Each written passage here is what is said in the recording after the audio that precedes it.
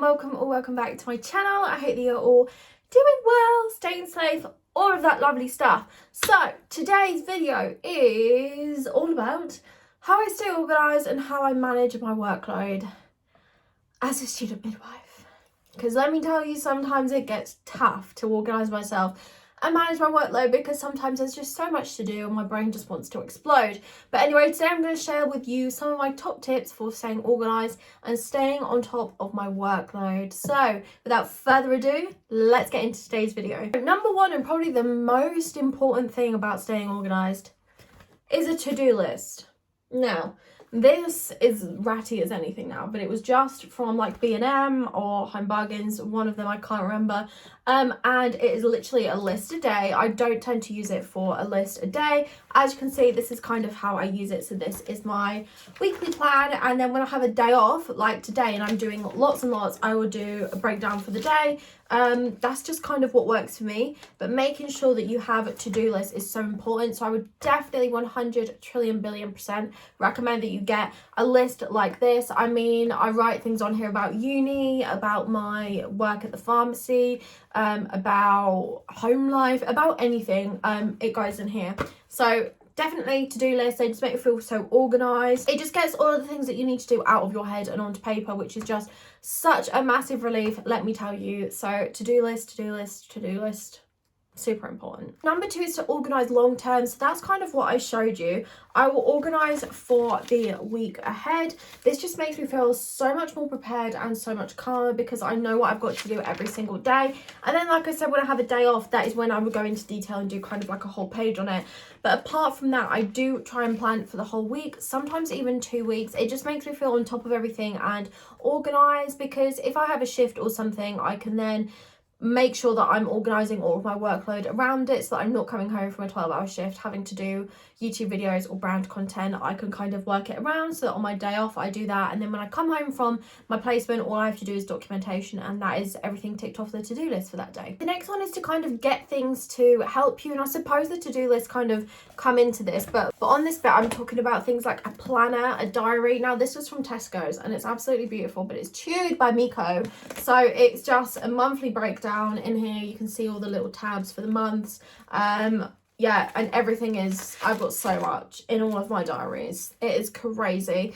Home life, uni, everything goes in here. And in terms of like organising university stuff, organising my workload, folders, utilise folders, plastic wallets. If you see my anatomy and physiology folder, that was organised very nicely, if I do say so myself, with dividers and everything like that. I like to separate things because when things get lost or anything like that, that stresses me out and I feel disorganised. So making sure that you've got everything to utilise or everything to hand, stay organised. So you've got your to-do list, diary, planner, anything like that is really, really important. Folders, plastic wallets, just stationery. And now if you're running low on your stationery, I've got you. If you haven't already entered, I've got a £50 paper chase e-voucher going up on a giveaway on my Instagram. It is being drawn on Sunday the 27th, so you don't have much longer to get in your entries.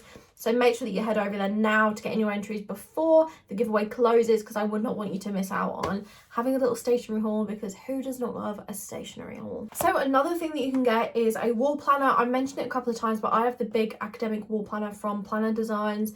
I will link Planner Designs again in the description bar below for you to check out. They've got so many organisational things on there aimed at medical students, student midwives. There's so much on there. All of your stationery dreams can be met on Planner Designs, so make sure that you check out that website. But I have the big wall planner, and that is just a great breakdown for me to stay organised, so I can see when I'm on theory, when I'm on placement, when I'm off on annual leave, when I've got an exam week. It is just brilliant, and that kind of ties in with planning long term because I have the whole year on the wall. Okay, so again, tip number 5, I suppose I've talked about it, but it's to put everything in your planner. Even if it seems irrelevant, trust me, you want everything in there so that if something comes up, you can say, oh no, I've actually got something really random but important on that day. So I'm talking home life, appointments, I'm talking even just time for yourself, schedule time for yourself, like it's a me day. I'm not doing anything, it's a me day, it's a pamper day. Do you know what I mean? Time with friends, a dog walk, going to the gym, a gym class, a spin class, a run, a jog, a walk, whatever you want to put in there. And obviously you're going to put things like uni or any work that you do around uni, but make sure that you've got absolutely everything in there. I will be lost without my planner. It is everything to me. I've got everything in there that I need, and I feel 100% organised because I know that any little thing that comes up, whack it in my diary and I'm good to go. So when I'm talking about workload, there's a couple of points that I just wanted to mention when it comes to organising your workload that are just important to remember or do just to help you kind of manage it. With any kind of degree, especially healthcare, so nursing and midwifery in particular,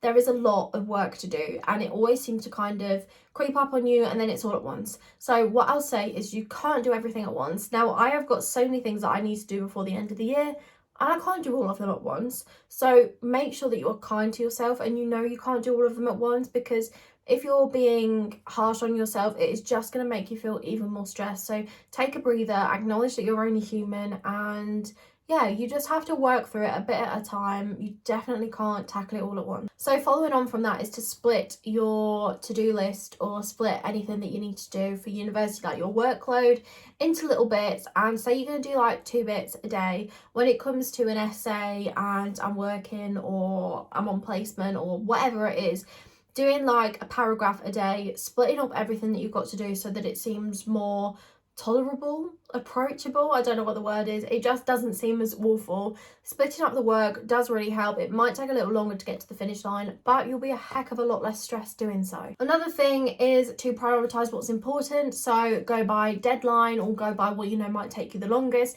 and do it in a traffic light system. So sometimes I will highlight my to-do list in a red, amber and green. Red is we really need to do this today or tomorrow. Amber is we can do this in like 3-4 days, and green is we can do this within this week or next week. It doesn't really matter. So make sure that you prioritize so that the things that you really need to get done are done and out of your mind, and then you can focus on the less important things just to tick off your to-do list. And last but not least is to reward yourself. I talk about this all the time. If you've got so much workload to do, even when you tick one thing off, it's satisfying as heck ticking off a to-do list, which is another reason why I recommend getting one. It is so satisfying. But reward yourself with, it might be something really small. It might just be a cupcake, a cup of tea, watching a film, or it could be something like, you know, if you've done a massive essay, go treat yourself to a meal out. Whatever floats your boat, make sure that you reward yourself and make sure that you take time for you. But I hope that that video helped give you a couple of tips on how to stay organised in life in general and how to manage and organise your workload as a university student or an access student, whatever it is that you may be doing, whatever journey that you may be on currently. I do hope this video helped. If you did find it helpful, please don't forget to give it a big thumbs up. Also, leave me a comment below, let me know any future videos that you want to see, or just say hey. I love to hear from you guys. And last but definitely not least, if you are not already, please do not forget to click on that subscribe button and click on the little bell next to it, which will notify you whenever I upload. And with that, I hope you will have a beautiful morning, afternoon, evening, whenever you're watching this video, and I'll see you all in the next one. Bye guys!